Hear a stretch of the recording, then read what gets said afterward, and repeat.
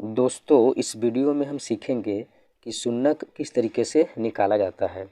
इस वीडियो में हम शून्यक दो प्रकार से निकालना सीखेंगे।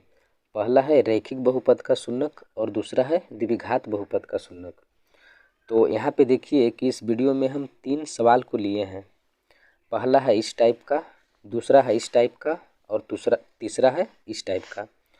तो आप ये वाले सवाल को ध्यान से समझना, क्योंकि यहाँ पे देखिए x का घात 2 है। तो इस प्रकार के सवाल में बच्चे ज़्यादा गलती करते हैं।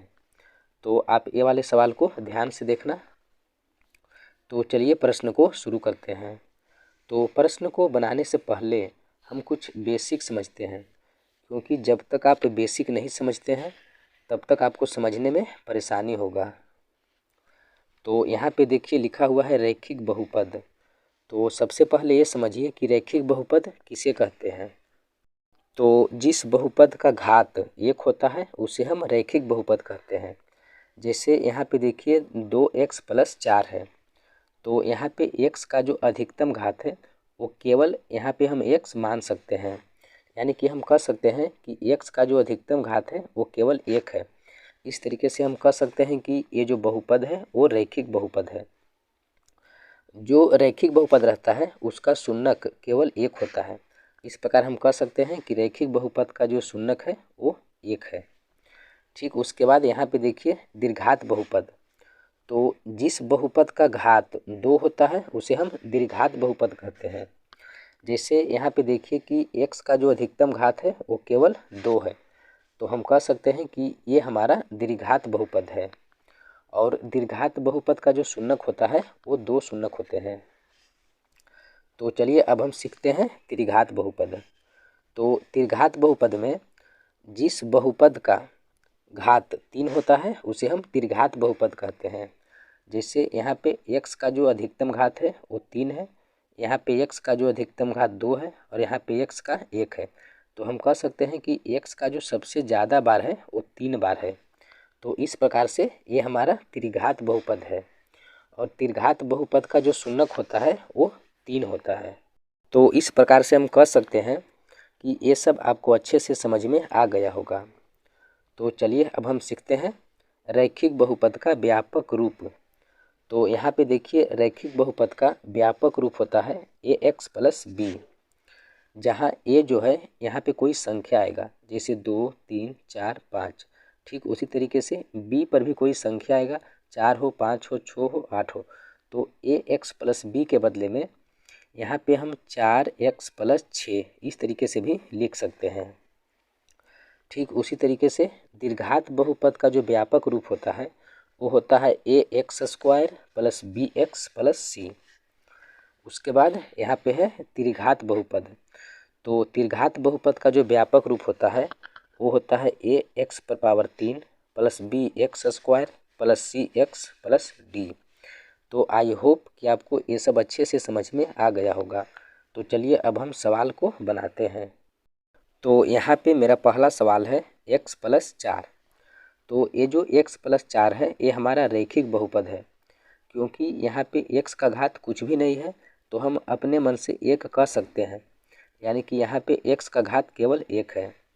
तो सबसे पहले इसको हम एक बार लिख लेंगे x + 8। अब इतना लिखने के बाद जब भी हम शून्यक को निकालेंगे, चाहे वो रैखिक बहुपद हो या फिर द्विघात बहुपद हो, ये जो बहुपद दिया हुआ है इसके बराबर हम 0 लिखेंगे। तो यहाँ पे हम लिख लिए x + 8 = 0। अब उसके बाद यहाँ से हम x का मान निकालेंगे। तो लिखेंगे x बराबर, यहाँ देखिए प्लस में 8 है तो बराबर का जब इसको इस तरफ भेजेंगे तो ये हो जाएगा -8। यानी कि हम कह सकते हैं कि x बराबर -8 आया। तो यही हो गया हमारा आंसर। तो आई होप कि आपको ये वाला समझ में आ गया होगा। तो चलिए अब हम दूसरा बनाते हैं। तो ये लिखा हुआ है 2x - 8। ठीक, इसको भी हम इसी तरीके से लिखेंगे 2x - 4 = 0, क्योंकि कोई भी बहुपद हो इसके बराबर हम 0 लिखेंगे। अब यहाँ से लिखेंगे 2x बराबर, इस तरफ देखिए -4 है तो जब बराबर का इस तरफ जाएगा तो ये हो जाएगा +4। तो अब यहाँ पे आ गया 2x बराबर 4। तो यहाँ से हम x का मान निकालेंगे। तो यहाँ जो x के बगल में 2 है ये गुना में है, तो जब बराबर का इस तरफ आएगा तो ये भाग में हो जाएगा। तो हम कह सकते हैं कि x बराबर ये 4 है तो 4 लिखिए। यहाँ पे 2 गुना में है, तो जब बराबर का इस तरफ आएगा तो ये 2 भाग में हो जाएगा। अब हम इसको काट देंगे तो ये कट जाएगा 2 दूना 4, 2 बार में। तो हम कह सकते हैं कि x का मान आ गया 2। तो यही हो गया हमारा आंसर। तो आई होप कि आपको दोनों अच्छे से समझ में आ गया होगा।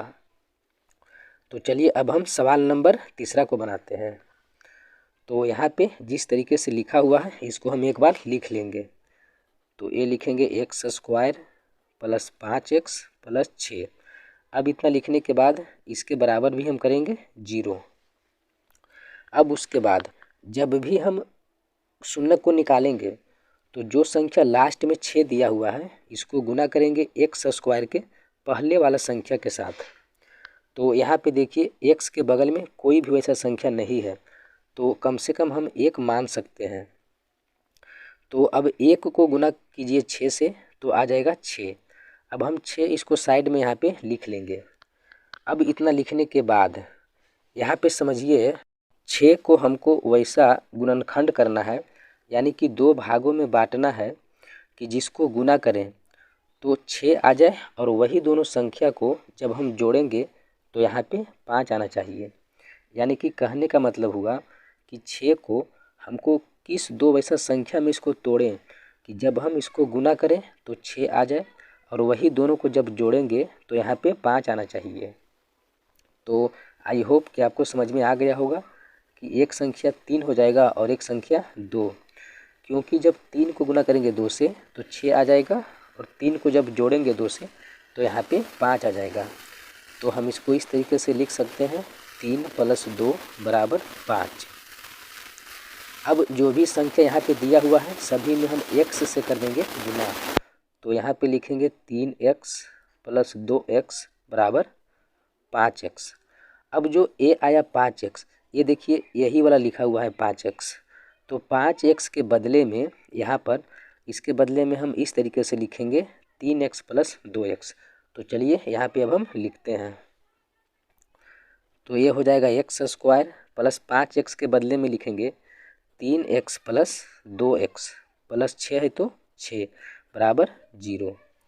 अब इतना लिखने के बाद यहाँ पे देखिए 2 पद का एक जोड़ा बना लेंगे। यहाँ पे 2 पद का ये हो गया एक जोड़ा और 2 पद का ये हो गया एक जोड़ा। अब जोड़ा बनाने के बाद जो भी संख्या दोनों में रहेगा इसको हम कॉमन लेंगे। कॉमन का मतलब हुआ कि जो संख्या दोनों में समान रहेगा इसको हम ब्रैकेट के बाहर लिखेंगे और जो संख्या समान नहीं रहेगा इसको हम ब्रैकेट के अंदर लिखेंगे। जैसे देखिए x यहाँ पे भी है और x यहाँ पे भी है, तो x हम ले लेंगे कॉमन। उसके बाद यहाँ पे x² है तो एक x हमने कॉमन ले लिया, तो यहाँ पे एक x बचा, प्लस है तो प्लस लिखिए। यहाँ पे है 3x जिसमें से x कॉमन चला गया, 3 बचा तो यहाँ पे हम 3 लिखेंगे, प्लस है तो प्लस का चिन्ह दीजिए। उसके बाद देखिए 2 इसमें भी है और 2 इसमें भी है, तो 2 हम ले लेंगे कॉमन। उसके बाद यहाँ पे x बचा तो x लिखेंगे, प्लस है तो प्लस। 6 यहाँ पे लिखा हुआ है जिसमें से हमने 2 कॉमन लिया तो यहाँ पे 3 बचा, बराबर 0 है तो 0 लिखेंगे। अब इतना लिखने के बाद ये वाला जो x है और ये प्लस में 2 है, ये दोनों को हम एक पर लिखेंगे, तो इसको लिखेंगे x + 2। अब उसके बाद जो ब्रैकेट में अंदर यहाँ पे दोनों दिया हुआ है इसको हम केवल एक ही बार लिखेंगे और किसी एक को लिखेंगे। आपको जिसका मर्जी है x + 3 x + 3 ये दोनों में से केवल एक ही को यहाँ पे लिख लेंगे। अब इतना लिखने के बाद यहाँ पे हम एक लाइन खींच लेंगे इस तरीके से। अब उसके बाद यहाँ पे देखिए लिखेंगे x + 2 = 0 करेंगे। उसके बाद एक बार x + 3 = 0 करेंगे। तो अब इतना लिखने के बाद यहाँ पे देखिए हम दोनों पक्षों में x के मान निकाल लेंगे। तो लिखेंगे x बराबर, इस तरफ देखिए प्लस में 2 है तो बराबर का जब इस तरफ जाएगा तो ये हो जाएगा -2। ठीक उसी तरीके से यहाँ पे x + 3 = 0 है, तो x का जब मान निकालेंगे तो ये प्लस में 3 है तो बराबर का जब इस तरफ जाएगा तो ये हो जाएगा माइनस में 3। यानी कि हम कह सकते हैं कि यहाँ से जो x का मान आ गया, एक आ गया -2 और एक आ गया माइनस में 3। तो यहाँ पे लिखिए कि एक जो -2 आया और एक -3 आया, यही दोनों हो गया मेरा शून्यक। तो हम कह सकते हैं -2 और -3 यही हो जाएगा हमारा आंसर।